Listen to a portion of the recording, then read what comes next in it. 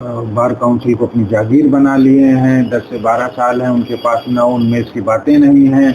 हम लोगों का जैसे उद्देश्य है कि हमारे अधिवक्ताओं की समस्या आती है छोटी छोटी फाइनेंस की, और जो भी क्रेडिट कंपनीज हैं, बैंकेज हैं, उनको क्रेडिट करने में प्रॉब्लम करती हैं। तो हम यहाँ पे सहकारिता को जोड़कर क्रेडिट कोऑपरेटिव सोसाइटी बनाकर उनकी छोटी छोटी फाइनेंस सुविधाएं। सरकार को इस बात को समझना चाहिए कि लॉ प्रोफेशन कोई व्यक्तिगत व्यवसाय नहीं है।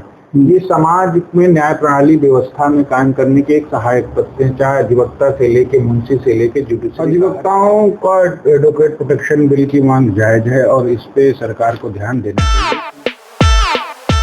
नमस्कार, यूटी टॉक शो में आपका स्वागत है। मैं हूं Manoj Tiwari. Bar council of Uttar Pradesh का चुनाव अपने चरम पर है। सदस्यों की पद के लिए जो है अधिवक्ता लोग जो है कचहरी और कोर्ट में जो है अपने समर्थन में लोगों से अपील कर रहे हैं, अधिवक्ताओं से अपील कर रहे हैं। इसी सिलसिले में उत्तर प्रदेश बार काउंसिल के सदस्य पद के प्रत्याशी अतुल द्विवेदी जी हमारे साथ में हैं। अतुल द्विवेदी से मैं जो है अधिवक्ताओं से संबंधित तमाम मुद्दों पर बातचीत करूंगा। अतुल सर, एक बार फिर आपका हमारे टॉक शो में स्वागत है। सबसे पहले तो आप ये बताइए कि अधिवक्ताओं की एक बहुत पुरानी मांग है एडवोकेट प्रोटेक्शन बिल, ये कितना जरूरी है? अधिवक्ताओं का एडवोकेट प्रोटेक्शन बिल की मांग जायज है और इस पे सरकार को ध्यान देना चाहिए, क्योंकि समाज में लॉ एंड ऑर्डर को मेंटेन करने में, अराजक तत्वों को सजा दिलाने में जिस तरह से सरकार के सहयोगी अधिवक्ता सिद्ध होते हैं, तो उनकी सुरक्षा का दायित्व सरकार को निर्वाह करना चाहिए। इसमें जो ढीला ढवाली चल रही है उसके लिए अगर सरकार ने नहीं सुना तो इस चुनाव बाद पूरे प्रदेश में व्यापक आंदोलन की रूपरेखा भी तय की जाएगी। ये बताइए कि कुछ अधिवक्ता भी तो प्रोफेशनल एथिक्स के खिलाफ काम करते हैं, उनको खुद देखा जाता है कि जो है तमाम गलत काम करते हुए पाए जाते हैं, तो फिर उनसे किसको कौन प्रोटेक्ट करेगा? समाज कैसे प्रोटेक्ट होगा? देखिए, अधिवक्ता भी कहीं चंद्रमा से नहीं आते, इसी समाज के नागरिक हैं। तो किसी वेग में आकर कहीं पर अगर किसी प्रकार की कोई विसंगति होती तो शासन प्रशासन उस पर कार्रवाई करता है, अधिवक्ता वर्ग भी उनका सहयोग करता है। और इसी इलाहाबाद में कई अधिवक्ता कई प्रकार के घटनाओं में शामिल हुए, उनके ऊपर प्रोसिक्यूशन चल रहा है, तो अधिवक्ता समाज उनका सरकार का सहयोग कर रहा है। अच्छा, अधिवक्ताओं की एक समस्या और होती है हेल्थ इशू को लेकर के, और क्या कहते हैं कि कोई एक मतलब वो नहीं है, एक बार काउंसिल की तरफ से या किसी बार एसोसिएशन की तरफ से हॉस्पिटल्स नहीं है। साथ में क्या कहते हैं, बार काउंसिल जो है अचानक डेथ होने पर, अचानक कोई कैजुअल्टी होने पर 5 लाख रुपए देती है, जो शायद बहुत कम है। इसके बारे में अतुल द्विवेदी का क्या विचार? अधिवक्ताओं के आकस्मिक मृत्यु पर बार काउंसिल ऑफ उत्तर प्रदेश के द्वारा 5 लाख की सहायता राशि उपलब्ध कराई जाती है, जो कि बहुत थोड़ा कम है। उसको 10 लाख किए जाने का हम लोग मांग कर रहे हैं और आने वाले समय में नई गठित कार्यकारिणी में इस प्रस्ताव को पारित कराया जाएगा। कहने मतलब अगर आप जो है बार काउंसिल उत्तर प्रदेश के सदस्य बनते हैं तो अधिवक्ताओं का जो 5 लाख अभी मिलता है आकस्मिक, उसको 10 लाख करवाया जाएगा। उसको 10 लाख करवाएंगे। अच्छा, एक चीज और देखा जाता है, नए अधिवक्ताओं में फाइनेंस की बड़ी समस्या होती है। नए अधिवक्ता होते हैं, उनको केस नहीं मिलते हैं या फिर और उनको दिक्कतें आती हैं, जिसकी वजह से परिवार चलाना मुश्किल हो जाता है। आपको नहीं लगता कि नए अधिवक्ता एडवोकेट का प्रोफेशनल चुन के फिर अपने आप को ठगा महसूस कर? नहीं, अधिवक्ता का प्रोफेशन सामाजिक सरोकार का विषय है और कोई भी अधिवक्ता का कार्य यही होता है कि न्याय की ज्योति को कोर्ट के समक्ष लाए और सोशल सिक्योरिटी में सहयोग करे। तो इसलिए सरकार को उनकी आर्थिक स्थिति पर ध्यान देना चाहिए और मिनिमम 5,000 रुपए मानदेय स्टिपेंड सरकार की तरफ से निर्धारण किया जाना चाहिए। इसको लेकर हम लोग बृहद रूप से सरकार को दबाव बनाने का प्रयास करेंगे और कहीं न कहीं इस पे सरकार को विचार करना चाहिए। मतलब अगर अतुल द्विवेदी जो है बार काउंसिल सदस्य चुने जाते हैं तो बार काउंसिल जो है ये सरकार पर दबाव बनाएगी कि नए अधिवक्ताओं के एक निश्चित इनकम की व्यवस्था की है। ये जरूरी है अधिवक्ताओं के लिए और एक स्वस्थ न्याय प्रणाली के लिए जरूरी है, और इस पे पूरी तरह से हम लोग दबाव बनाएंगे। आंदोलन करने की जरूरत पड़ेगी तो आंदोलन भी करेंगे। अच्छा, एक सीओपी होता है, उसके बारे में बात करते हैं।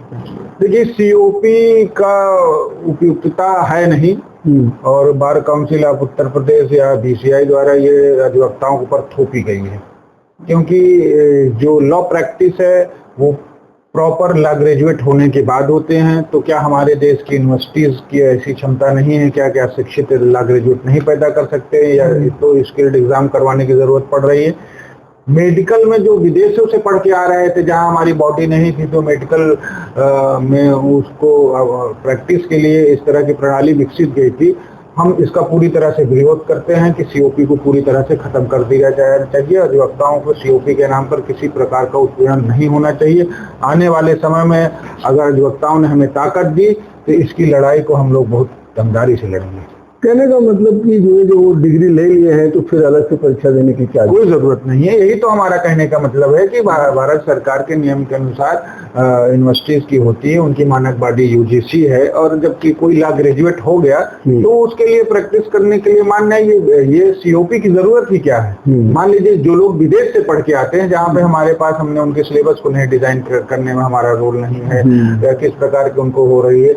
जब बीसीआई मान्यता देती है लॉ कॉलेजों को, तभी क्या कहते हैं वो ग्रेजुएट कराते हैं, तो कितनी बार आप उनकी परीक्षण करेंगे? उसके लिए जूनियर कोर्ट है, लोअर कोर्ट है, हाई कोर्ट प्रैक्टिस करें, सीनियर अधिवक्ताओं के बीच में प्रैक्टिस करें, वही जो भी परिणाम मिलेगा मेरिट पे मिलेगा, स्किल्ड होने पे अपनी बात रख पाएंगे दक्षता के साथ, तभी मिलेगा। तो उसकी दक्षता परीक्षा का क्या अभिप्राय है? मतलब दक्षता परीक्षा में भी अधिवक्ताओं का शोषण हो रहा है, कहीं ना कहीं से धन उगाही का जरिया बन गया है और अधिवक्ताओं का शोषण किया जा रहा है। अच्छा, एक और सूचना हमको मिली थी कि बार काउंसिल के पास जो धन है उसके सदस्य टीएडीए के नाम पर जो है निकालते हैं, क्या ऐसी सूचना आपको मिली? ये जानकारी हमें भी मिली है कि बार काउंसिल ऑफ उत्तर प्रदेश में पहले टीएडीए का एक लिमिट होती थी कि एक अधिवक्ता इतना खर्च कर पाएगा। कहीं ना कहीं बीच में इस लिमिट को हटा दिया गया है। तो जो निर्वाचित हैं और वहां पर मठाधीश बन के 10-10, 15-15 साल से मेंबर बने हैं, हर एक सदस्य मिनिमम 15 से 16 लाख 12 लाख रुपए टीएडीए के नाम पर अधिवक्ताओं की जमा हुई गाढ़ी कमाई का दुरुपयोग कर रहा है। वो पैसा अगर रहे तो किसी न किसी रूप में अधिवक्ताओं के हित में खर्चा किया जाता है, जो आकस्मिक कैजुअलिटी पर ज्यादा धन भी दिया जा सकता है। ये व्यवस्था में कहीं ना कहीं विसंगति आई है और इसका अभिलेखी निरीक्षण करवाया जाएगा, ऑडिट होगा। अगर किसी प्रकार की विसंगति है तो वकीलों का धन खाने वाले लोग बचेंगे नहीं।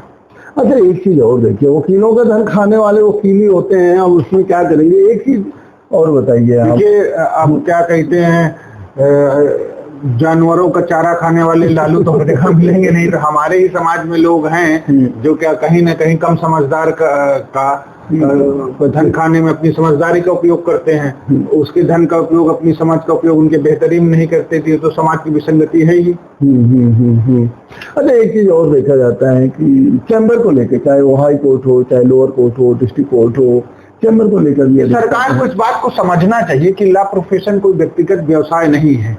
ये समाज में न्याय प्रणाली व्यवस्था में काम करने के एक सहायक तत्व हैं। चाहे अधिवक्ता से लेके मुंशी से लेके जुडिशरी का हर एक व्यक्ति का उद्देश्य होता है कि इस जो अपराध घटित हो उसमें सत्य को कितना जल्दी से जल्दी सामने लाया जाए। तो उसकी प्रक्रिया में शामिल लोगों की कम से कम बैठने की व्यवस्था की जाए और वो तहसील स्तर से लेके जिला स्तर से लेके हाई कोर्ट स्तर तक बहुत ही व्यवस्थित होनी चाहिए। अधिवक्ता का जो प्रोफेशन है एक सम्मानित प्रोफेशन है और वो ठेले डलिया की तरह उनको रोड पे बैठाने के लिए सरकार मजबूर करती है और जब चाहे मनमानी तरीके से उसको अक्रम हटाती रहती है। इस तरह की अव्यवस्था को खत्म किया जाएगा और बैठने की तहसील स्तर से लेके आप हाई कोर्ट तक उचित व्यवस्था की जाएगी। इसी के लिए हम लोगों को लड़ाई लड़ना है और यही अधिवक्ताओं के सम्मान के लिए हम लोग नौजवान आए हुए हैं और इसकी लड़ाई लड़ेंगे। अच्छा, अक्सर देखिए और देखा जाता है कि अधिवक्ताओं की सुरक्षा को लेकर भी बहुत सवाल उठा। बहरहाल प्रोटेक्शन बिल का तो मैंने जिक्र किया भी, और फिर कचहरियों में अधिवक्ताओं को दबाने के लिए उन पर हमले होते हुए भी देखे गए हैं, उनकी हत्या होते हुए भी देखे। जो आपका पहला क्वेश्चन एडवोकेट प्रोटेक्शन बिल है, उस बात को ये सुरक्षा की ही दृष्टि से ये जो समस्याएं हैं, ये जो सुरक्षा की भावना अधिवक्ताओं में हो रही है या अराजक तत्वों का मनोबल बढ़ा है, तो ये बिल हमारे लिए बहुत ही उपयुक्त है और इसके लिए ही लड़ाई लड़ी जा रही है। हमने देखा कि कई तहसीलों के कचहरियों में भी आप गए हैं, वहाँ लोगों की हेल्प भी की है। तो क्या रणनीति है आपकी? 75 जिले हैं, तहसीलें हैं, तो क्या रणनीति है अतुल द्विवेदी की? अधिवक्ताओं के बीचों में जाना, उनकी समस्याओं को उठाना और उनसे ये अपील करना कि जो लोग बार काउंसिल को अपनी जागीर बना लिए हैं। 10 से 12 साल हैं उनके पास, न उनमें इसकी बातें नहीं हैं।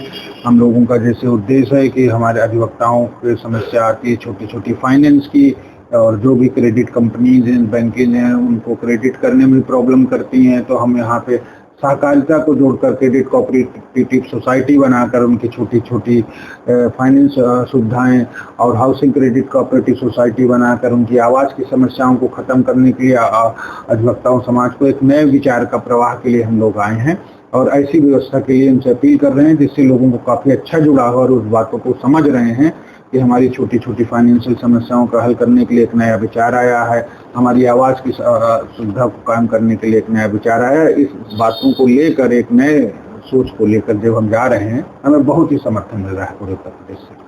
चलिए अतुल जी, हम लोगों की हमारे चैनल की तरफ से आपको सदस्य चुने जाने की शुभकामनाएं। आपने समय दिया, बहुत धन्यवाद मनोज जी, और आपका स्वागत है। जैसा कि आपने देखा, उत्तर प्रदेश बार काउंसिल के सदस्य के रूप में चुनाव लड़ रहे अतुल द्विवेदी ने कहा कि अधिवक्ताओं की जो आर्थिक समस्याएं हैं उसको तमाम तरह की सोसाइटी बनाकर और तमाम तरीके से जो है उसको दूर किया जा सकता है। साथ में एडवोकेट प्रोटेक्शन बिल जरूरी है ताकि उनको असुरक्षा की भावना का थोड़ा सा भी एहसास ना हो। आगे भी हम आपको अतुल द्विवेदी से मुलाकात करवाते रहेंगे। देखते रहिए एमटी टॉक शो। बहुत बहुत धन्यवाद।